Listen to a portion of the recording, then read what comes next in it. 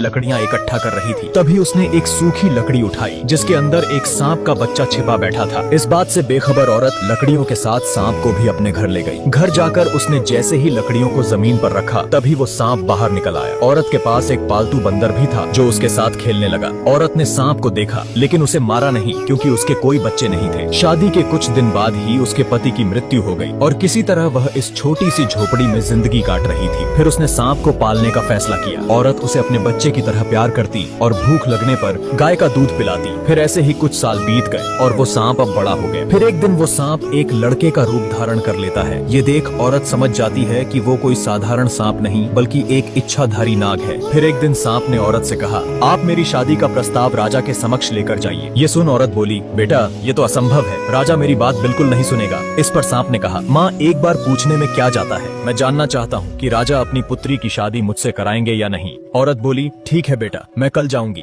फिर अगले दिन वो महल की तरफ निकल पड़ी। थोड़ी देर चलने के बाद औरत महल पहुंच गई। जैसे ही उसने अंदर जाने का प्रयास किया तभी द्वारपालों ने उसे रोकते हुए कहा, आपको अंदर जाने की अनुमति नहीं है। जब तक राजा का आदेश नहीं होता कोई भी व्यक्ति महल के अंदर नहीं जा सकता। औरत बोली, बेटा राजा से बहुत जरूरी बात करनी है, कृपया करके मुझे जाने दें। उसके बार बार आग्रह करने पर द्वारपालों ने उसे महल के अंदर जाने दिया। औरत राजा के पास गई और कहा, मैं अपने बेटे के लिए आपकी पुत्री का हाथ मांगने आई हूँ और मैं ये भी पहले ही सुनिश्चित कर देती हूँ कि मेरा बेटा एक सांप है महाराज। ये सुनते ही राजा क्रोधित हो उठा। फिर सैनिकों ने औरत को घसीटते हुए ले जाकर महल से बाहर फेंक दिया। फिर वह दर्द के मारे कराहने लगी क्योंकि उसका एक हाथ टूट गया था। अब वो खुद को संभालते हुए किसी तरह घर लौटी और सांप बेटे को महल में हुई घटना के बारे में बताया। फिर उसने कहा, माँ तुम अपने हाथ की चिंता मत करो। तभी उसने मणि प्रकट की और बोला, मेरी माँ का हाथ अभी ठीक हो जाए। इतना कहते ही औरत का टूटा हुआ हाथ बिल्कुल पहले जैसा ठीक हो गया। सांप ने अगले दिन भी औरत को महल भेजा। इस बार भी राजा के सिपाही उसे महल से बाहर फेंक देते हैं। वो फिर एक बार जलील होकर और शरीर पर चोट लिए वापस घर लौट जाती है। इस बार भी सांप बेटे ने उसे ठीक कर दिया और एक बार फिर से औरत को महल जाकर राजा से शादी की बात करने के लिए कहा। वो घबरा गई और बोली, बेटे मैं बार बार जलील होने नहीं जा सकती और साथ ही मार पड़ती है सो अलग। माँ बस ये आखिरी बार आप चले जाइए, इसके बाद मैं दोबारा नहीं बोलूंगा जाने को। औरत फिर से एक बार राजा से कहती है, महाराज यहाँ आना मेरी मजबूरी है, बस आखिरी बार मैं आपसे पूछ रही हूँ, क्या राजकुमारी की शादी मेरे सांप बेटे से कराएंगे? फिर राजा ने कुछ देर विचार किया और मुस्कुराते हुए बोला,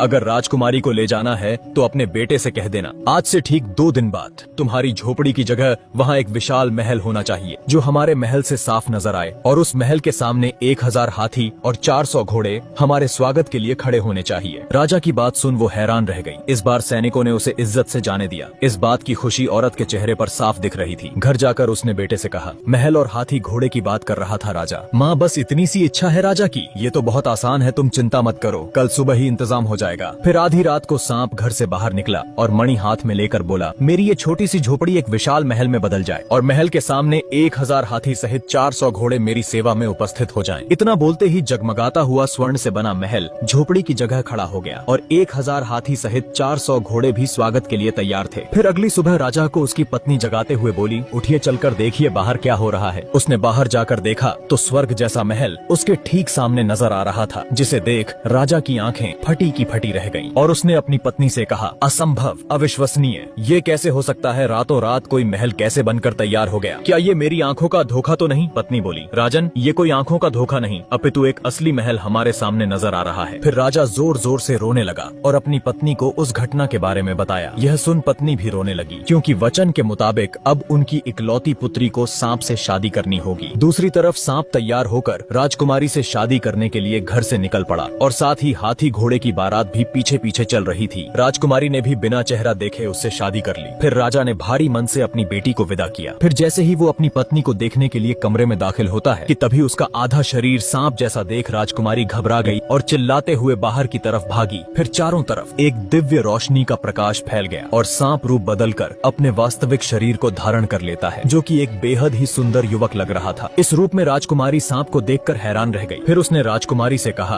अभी जो हुआ इस घटना को तुम्हें गुप्त रखना है, ये किसी को मत बताना कि रात को मैं मनुष्य का रूप धारण कर सकता हूँ। फिर राजकुमारी ने इसका कारण पूछा। मुझे श्राप मिला है और उसके मुताबिक मेरी पत्नी ने अगर किसी को मेरी सच्चाई बता दी तो मुझे किसी अज्ञात जगह पर कैद कर दिया जाएगा और मैं इस संसार से हमेशा के लिए गायब हो जाऊंगा। राजकुमारी सहमति जताते हुए कहती है, ठीक है, मैं ये बात किसी को नहीं कहूंगी, मगर मैं तुम्हें किस नाम से पुकारूं? देव, देव नाम है मेरा, तुम मुझे इसी नाम से बुलाना। इधर राजा को अपनी बेटी की चिंता हो रही थी तो उसने एक सैनिक से कहा, जाओ और बिना किसी की नजर में आए मेरी बेटी का पता लगाओ, वो ठीक है या नहीं, कहीं उस सांप ने मेरी फूलों सी नाजुक बेटी को कोई नुकसान तो नहीं पहुंचाया। फिर अगले दिन सैनिक सांप के महल में चुपचाप घुस जाता है और जब उसने छुप कर देखा तो राजकुमारी उसे ठीक हालत में नजर आई। फिर वो महल जाकर राजा और रानी से कहता है, राजन आप चिंता न करें, राजकुमारी वहाँ बिल्कुल ठीक है। राजा को तनिक भी उम्मीद नहीं थी कि ये सुनने को मिलेगा और वो अभी भी संतुष्ट नहीं था। अब 2 दिन बाद राजा ने एक पत्र लिखा जिसमें वो अपने सांप दामाद और बेटी को भोज के लिए आमंत्रित करता है। जब राजकुमारी अपने पति के साथ मायके आती है तब माँ ने इशारों में कहा, मेरी बच्ची हमने बहुत गलत किया है तुम्हारे साथ, तुम्हें कितना दुख झेलना पड़ रहा है हमारी वजह से। माँ ये आप क्या कह रही हैं? मैं अपने पति के साथ बहुत खुश हूँ, बल्कि ये तो मेरा सौभाग्य है कि मुझे ऐसा जीवन साथी मिला। अब 1 महीना बीत गया और नगर में एक व्यापारी के घर शादी थी। उसने राजा और राजकुमारी को समारोह में आमंत्रित किया तो सांप ने कहा, मेरी प्यारी पत्नी तुम पहले जाओ, मैं सूरज ढलते ही इंसानी रूप में वहाँ आ जाऊंगा, मैं तुम्हें फिर से याद दिला दूं।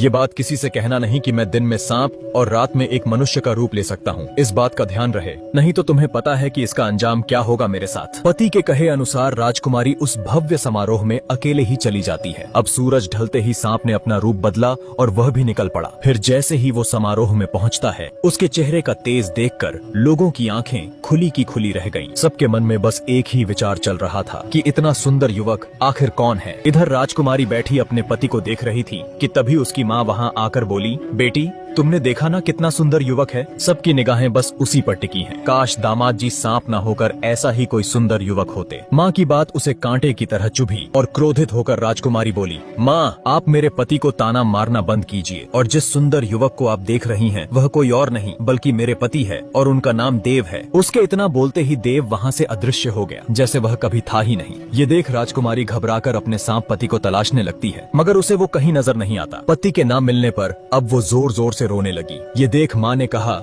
मेरी बच्ची तुम रो क्यों रही हो? आखिर ऐसा क्या हो गया? मुझसे बहुत बड़ी भूल हो गई माँ, जो मैंने आपको उनकी सच्चाई बता दी, मगर अब कुछ नहीं हो सकता। मेरे पति मुझे छोड़कर हमेशा के लिए जा चुके। बेटी फिर तो ये सारा दोष मेरा है, न मैं दामाद जी की बुराई करती और न तुझे कुछ कहना पड़ता। राजकुमारी बोली, मैं अपने पति से बहुत प्यार करती हूँ, चाहे वो कहीं भी हो, मुझे उन्हें ढूंढना ही होगा। फिर अगली सुबह राजकुमारी सफर के लिए जरूरी सामान लेकर पति की तलाश करने घर से निकल पड़ी। अब 4 दिन हो गए राजकुमारी भूखी प्यासी बिना रुके चलती रही। जंगल में न जानवरों का डर न कमजोर शरीर उसके इरादे को तोड़ पाया। थकान से चूर हुई वो एक जंगल से गुजर रही थी कि तभी उसके सामने एक बूढ़ा व्यक्ति आया और कहा, तुम्हें उत्तर दिशा में जाना चाहिए, वहाँ तुम्हें इंद्रदेव मिलेंगे, अब वही तुम्हारे पति के बारे में कुछ बता पाएंगे। राजकुमारी उत्तर दिशा की तरफ चल पड़ी और कुछ देर चलने के बाद वो इंद्रदेव के पास पहुँच गयी। फिर उनसे पूछा, हे प्रभु मैं अपने खोए पति को ढूंढ रही हूँ, क्या आप जानते